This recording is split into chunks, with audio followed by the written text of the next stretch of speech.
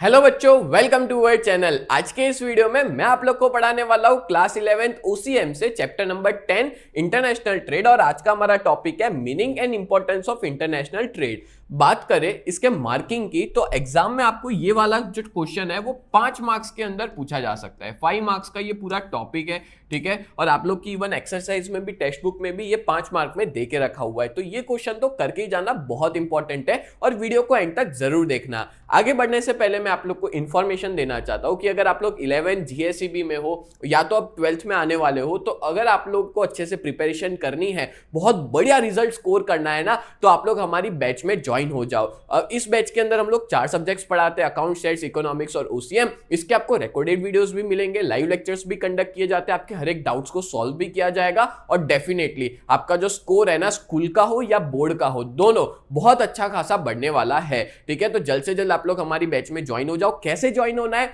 तो आप लोग हमारी ऐप को डाउनलोड करो, प्ले स्टोर पे यूजीटी नाम से ऐप अवेलेबल है और अभी तक बहुत सारे बच्चे ज्वाइन कर चुके हैं। तो आप भी किसका वेट करो, जल्द से जल्द हमारी इस बैच में ज्वाइन कर लो। तो चलिए शुरुआत करते हैं आज के हमारे इस टॉपिक की, meaning and importance of international trade. तो देखो मीनिंग क्या देके रखा है इंटरनेशनल ट्रेड का, तो व्हेन पीपल और institution of one country do trade with the people और इंस्टीट्यूशन ऑफ अनदर कंट्री। जब एक कंट्री के लोग या कोई इंस्टीट्यूशन ट्रेड करते हैं दूसरी कंट्री के लोग या इंस्टीट्यूशन के साथ, तो इसी तरह की ट्रेडिंग एक्टिविटी को इंटरनेशनल ट्रेड भी कहा जाता है और इसको हम लोग फॉरेन ट्रेड भी कहते हैं। क्लियर।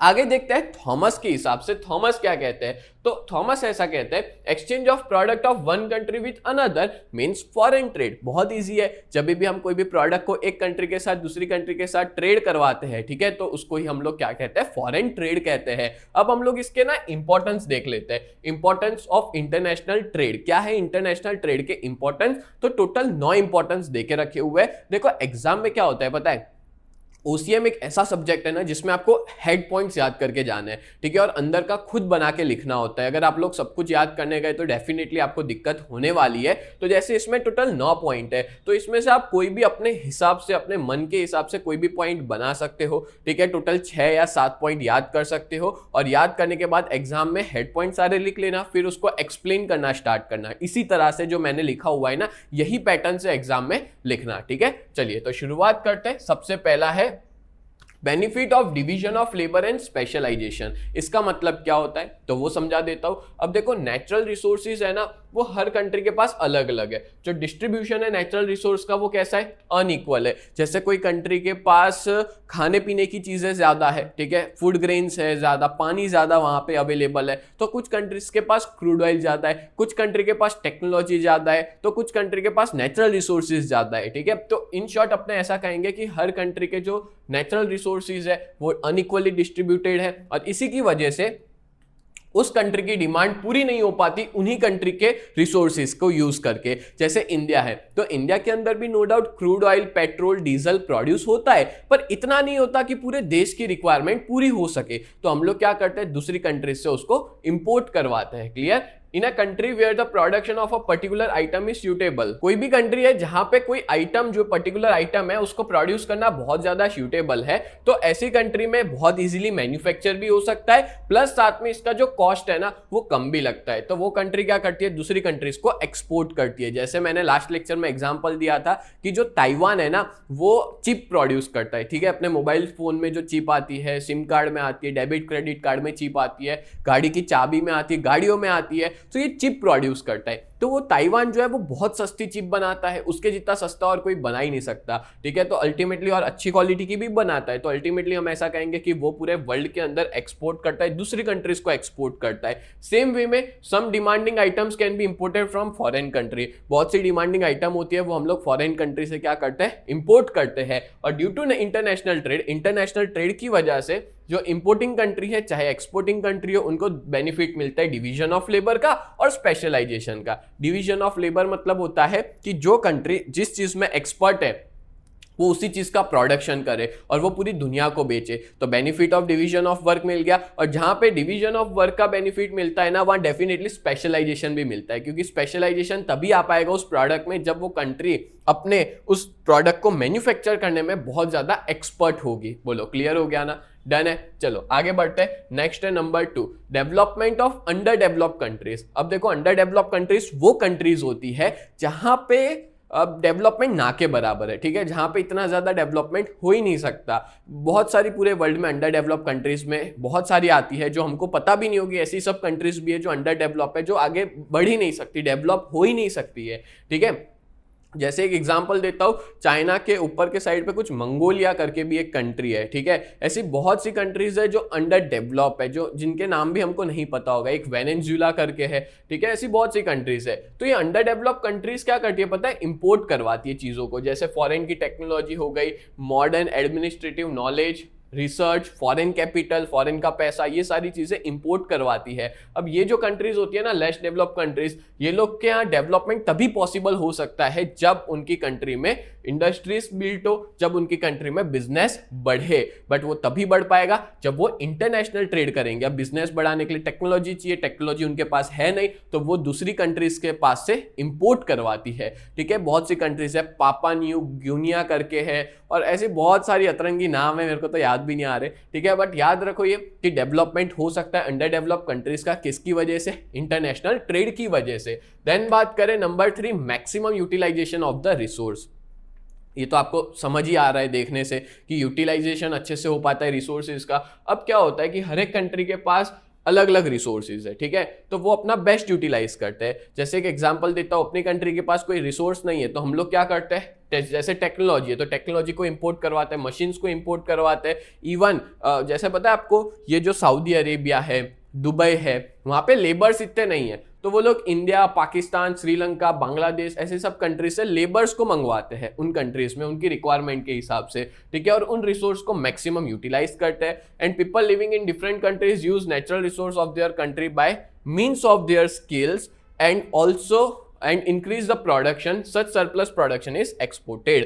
yes, जो कंट्री, अलग अलग कंट्री में लोग रहते हैं, उनके पास कोई रिसोर्स नहीं है तो वो पहले रिसोर्स को इंपोर्ट करते हैं, उससे प्रोडक्शन करते हैं, प्रोडक्शन करने के बाद जो भी प्रोडक्ट रेडी हुआ है ना, उस प्रोडक्ट को एक्सपोर्ट किया जाता है, ठीक है। तो ऐसा बहुत सी बार देखने को मिलता है। जैसे मान लो कि अपने बात करें लंदन, ठीक है, यूके के अंदर टेक्सटाइल नहीं होता। टेक्सटाइल मतलब कि हम कहेंगे कपड़े वपड़े, इतने रॉ मटेरियल्स उसका अवेलेबल नहीं है, तो वो क्या करते हैं पता है? इंडिया से पूरा कॉटन खरीद के वहां बेच देते हैं एज अ रॉ मटेरियल, फिर वहां पे बनाते हैं बढ़िया सी टी शर्ट, और जब वो बढ़िया सी टी शर्ट बन जाती है तो थप्पा मार देते हैं made in London, made in UK, और पूरी दुनिया में वो टी शर्ट को बेचते हैं, ठीक है, अलग अलग कंपनी के थ्रू, पूमा है, एडिडास है, ये सब ब्रांड के थ्रू वो लोग बेचते हैं। तो अल्टीमेटली वो कंट्री के पास रॉ मटेरियल नहीं था, तो उन्होंने रॉ मटेरियल इंपोर्ट किया, ठीक है, और रॉ मटेरियल इंपोर्ट करके प्रोडक्शन किया, और उस प्रोडक्शन को पूरे वर्ल्ड में बेच रहे हैं। तो इसी को ही अपने क्या बोलेंगे कि वो लोग हर रिसोर्स का यूटिलाइज करते हैं बढ़िया तरीके से, ठीक है, थ्रू इंटरनेशनल ट्रेड। नेक्स्ट आगे बात करें डेवलपमेंट ऑफ ऑक्सिलरी सर्विसेज। आगे बढ़ने से पहले मैं आप लोग को बहुत इंपॉर्टेंट इंफॉर्मेशन देना चाहता हूं। अगर आप लोग 11 GSEB कॉमर्स में हो और अपनी प्रिपरेशन बहुत ही बढ़िया तरीके से करना चाहते हो ना, तो आप लोग हमारी इस बैच में ज्वाइन हो सकते हो। हमारी बैच का नाम है न्यू बैच, जहां पे हम लोग 4 सब्जेक्ट पढ़ाते हैं, अकाउंट, स्टैटिस्टिक्स, इकोनॉमिक्स और OCM, और इन चारों सब्जेक्ट के आपको लाइव लेक्चर्स भी हम मिल जाएंगे। मतलब मंडे टू सैटरडे हर रोज लाइव लेक्चर्स पढ़ाते हैं, as well as recorded videos भी प्रोवाइड करते हैं। आपको यहाँ पे रेगुलर टेस्ट दे पाओगे, साथ में हैंड रिटन नोट्स मिल जाएंगे, 24/7 डाउट सॉल्यूशन प्रोवाइड किया जाता है। और इस पूरे बैच की प्राइस जो है वो बहुत ही ज्यादा रिजनेबल है, 2999 पूरे साल के लिए, जब तक आपका 11th फिनिश नहीं हो जाएगा तब तक के लिए। और हमारी बहुत ही बढ़िया सी टीम है। मैं आप लोग को इकोनॉमिक्स और OCM पढ़ाऊंगा, कल्पेश सर आपको अकाउंट्स पढ़ाएंगे, हिमल सर आपको स्टैटिस्टिक्स पढ़ाएंगे। और अगर आप लोग इस बैच के बारे में और ज्यादा डिटेल में पता लगाना चाहते हो तो आप लोग हमारी वेबसाइट को विजिट कर सकते हो। हमारी वेबसाइट का नाम है www.ugt.co.in। इस वेबसाइट पे आप लोग विजिट कर सकते हो। एज वेल एज अगर आप लोग ने अभी तक हमारी ऐप को डाउनलोड नहीं किया है तो प्ले स्टोर पे जाकर के UGT नाम से आप सर्च कर सकते हो, प्ले स्टोर पे अवेलेबल है, जाके डाउनलोड कर लीजिए। और अगर आप लोग आईफोन यूजर हो तो ऐप स्टोर के ऊपर माई इंस्टीट्यूट के नाम से अवेलेबल है, आप वहां पे जाकर के भी डाउनलोड कर सकते हैं। और उसका ORG कोड है UGKX उसका ORG कोड है, ठीक है। और अगर आप लोग हमारा कांटेक्ट करना चाहते हो, अपने पेरेंट्स की बात करवाना चाहते हो, तो हमारा कांटेक्ट नंबर है 7202012221। ये हमारे ऑफिस का कांटेक्ट नंबर है, इस पे आप लोग कांटेक्ट कर सकते हो। सच बता रहा हूं, इस बैच में अगर आप ज्वाइन हो जाते हो ना, तो आपका बहुत ही बढ़िया रिजल्ट आएगा। अभी तक बहुत सारे ऐसे बच्चे हैं जो इस बैच में जुड़ चुके हैं, और बहुत से ऐसे भी बच्चे हैं जो ऑफलाइन में भी ट्यूशन जाते हैं और अपने बैकअप के लिए वो लोग हमारी इस बैच में जुड़े हुए हैं, और जिनका रिजल्ट भी बहुत अच्छा खासा आ रहा है। तो जल्द से जल्द आप लोग हमारी इस बैच में जुड़ जाइए, जिसमें आपका ही फायदा है। चलो आगे बढ़ते हैं नेक्स्ट टॉपिक पे। सो ऑक्सिलरी सर्विस क्या होता है? तो जो इंटरनेशनल ट्रेड करने में मदद करे ना, वो सारी सर्विसेज को ऑक्सिलरी सर्विसेज कहा जाता है, ठीक है। तो ऑक्सिलरी सर्विस को डेवलप किया गया है, ठीक है, डेवलप हो चुकी है, जिससे कॉमर्स बढ़ चुका है। जैसे कि ऑक्सिलरी सर्विसेज में अपने बैंकिंग ले ले, इंश्योरेंस ले ले, वेयर हाउसिंग ले ले, ठीक है, कम्युनिकेशन, एजेंसी, ट्रांसपोर्टेशन, ये सारी की सारी ऑक्सिलरी सर्विसेज है जो इंटरनेशनल ट्रेड में बहुत काम आती है, ठीक है। नेक्स्ट है टू मेंटेन प्राइस स्टेबिलिटी। अब देखो बहुत सी बार क्या होता है कि अपनी कंट्री में कोई चीज की डिमांड है पर वो कंट्री में अवेलेबल ही नहीं है। से फॉर एग्जांपल अपनी कंट्री के अंदर ना प्याज प्रोडक्शन ही नहीं हो पाया, हुआ था वो खराब हो गया, ठीक है, तो प्याज बहुत महंगी हो गई। तो प्याज बहुत महंगी हो गई, अब ऐसी सिचुएशन में प्याज की प्राइस को तो कम करना पड़ेगा ना गवर्नमेंट को। तो गवर्नमेंट क्या करेगी? इंपोर्ट करवाएगी। जो कंट्री में सस्ता प्याज मिल रहा है ना, वो कंट्री से हम लोग प्याज को इंपोर्ट करवाएंगे, और अपनी कंट्री में जो डिमांड है उसके सामने सप्लाई हो जाएगा, तो जो प्राइस है वो क्या हो जाएगी? नॉर्मल हो जाएगी। तो वही है कि प्राइस की स्टेबिलिटी बनी रहे ना, उसके लिए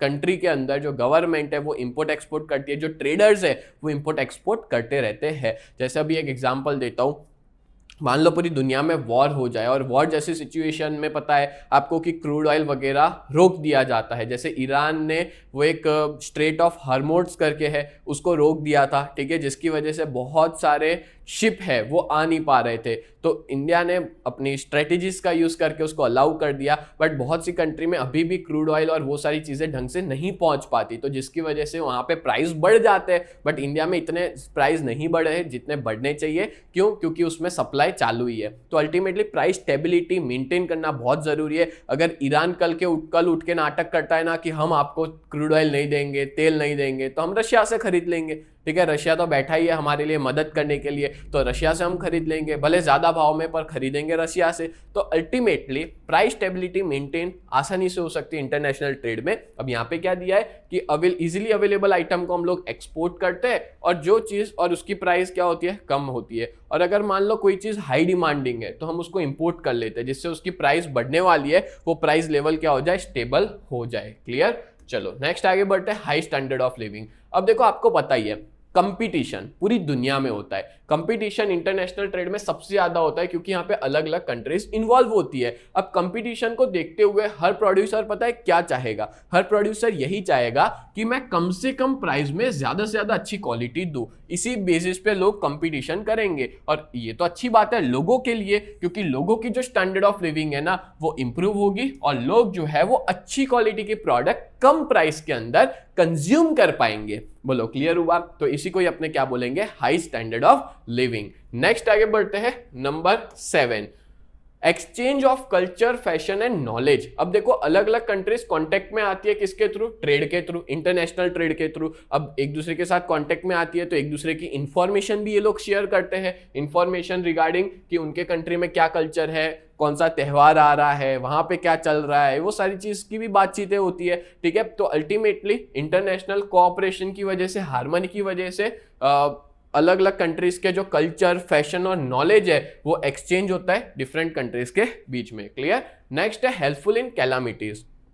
अब देखो कैलामिटीज मतलब होता है कुछ इमरजेंसी आ गई, नेचुरल इमरजेंसी हम कह सकते हैं, कुछ नेचुरल ऐसे कॉजेज है जिससे हमारी कंट्री में अस्त व्यस्त हो गई पूरी सिस्टम। तो इंटरनेशनल ट्रेड की वजह से ना आज की डेट में कोई भी तरह का डिस्ट्रप्शन होता है सप्लाई के अंदर, गुड्स के सप्लाई के अंदर, ड्यू टू मैनमेड या नेचुरल कैलामिटीज। मैनमेड मतलब कि मान लो कि कोई कंट्री ने दूसरी कंट्री पर मिसाइलें छोड़ दी और उस मिसाइलों की वजह से बहुत सारी तबाही मच गई कंट्री में, तो वो मैनमेड कॉज हुआ। दूसरा होता है नेचुरल कॉज, जैसे कि ड्रॉट, अर्थक्वेक, एपिडेमिक, साइक्लोन, ये सारी चीज की वजह से भी सप्लाई चेन हिल जाता है, ठीक है। उस कंट्री में प्रोडक्ट्स कम पड़ जाती है, उस कंट्री में भी इंपोर्ट करवाने की जरूरत पड़ती है दूसरी कंट्री से। तो इंडिया जैसी कंट्री जहां पे एग्रीकल्चर ज़्यादातर बारिश पे डिपेंड करता है। सोचो अगर बारिश ही ना हो तो सोचो इतने करोड़ों लोग की भूख कैसे मिटेगी। जो ग्रेन्स है, ठीक है, उसको इंपोर्ट करना पड़ेगा नेचुरल कैलामिटीज के टाइम पे, जैसे कि ड्रॉट हो गया, ड्रॉट है, अर्थक्वेक है, साइक्लोन आ गया। ऐसी सब सिचुएशन में हमारी कंट्री के पास उतने रिसोर्सेज नहीं होते, जो भी है वो सारे खत्म हो जाते हैं, या तो फिर जो सप्लाई मैनेजमेंट है वो पूरा बिखर जाता है। तो हम लोग क्या करते हैं, दूसरी कंट्री से मंगवा लेते हैं, दूसरी कंट्री से इंपोर्ट कर लेते हैं, ठीक है। और लास्ट पॉइंट है वर्ल्ड एज अ मार्केट। अब देखो इंडस्ट्रीज जो है वो डेवलप्ड और प्रॉस्परस नेशन की सुपीरियर टेक्नोलॉजी प्रोड्यूस करती है, यूज करती है सुपीरियर टेक्नोलॉजी, और प्रोड्यूस करती है बड़े लेवल पे चीजों को। जैसे चाइना पूरे वर्ल्ड में, लिटरली बता रहा हूं, पूरे वर्ल्ड के अंदर काफी सारी प्रोडक्ट्स बेचती है। क्यों? क्योंकि उसके पास अच्छी टेक्नोलॉजी है, उसके पास एक अच्छे सुपीरियर टूल्स टेक्नोलॉजीज है, जिसकी वजह से वो बड़े लेवल पे प्रोड्यूस करती है और बड़े लेवल पे पूरी दुनिया में बेचता है चाइना, ठीक है। And they are always trying to find out the potential market for surplus production across their borders। मतलब जिनके पास सरप्लस प्रोडक्शन है वो दूसरे कंट्रीज में हमेशा खोजते रहते हैं कि कौन सी कंट्री में किस चीज की डिमांड ज्यादा है, वो हम जाके बेचे, ठीक है। And as a result of this international market is developed, और इसी की वजह से इंटरनेशनल मार्केट डेवलप हुआ। अब सोचो चाइना वाला इतना घुस चुका है, अपने इंडिया की भी बात करें ना, इंडिया का कोई त्यौहार आता है तो ज्यादातर प्रोडक्ट मेड इन चाइना की होती है। जैसे अपने दिवाली आती है तो दिवाली के टाइम पे जो सीरीज लगाते हैं, ठीक है, वो भी मेड इन चाइना वाली होती है। बहुत मतलब हर छोटी से छोटी चीज में, इवन अब तो हम ऐसा भी कह सकते हैं कि वो गणपति जी का किचन हो गया, महादेव जी का कोई किचन हो गया, या महाकाल लिखा हुआ कोई किचन हो गया, वो भी मेड इन चाइना से बन के आता है, रबर का या प्लास्टिक का, ठीक है। तो अल्टीमेटली वो पूरा घुस चुके हैं कंट्री के अंदर, उनको पता है कि हमारी कंट्री में लोगों को क्या चाहिए। तो हम ऐसा कहेंगे कि पूरे वर्ल्ड को वो, अब सिर्फ हमारी कंट्री नहीं, दूसरी कंट्रीज में भी सेम यही हाल है।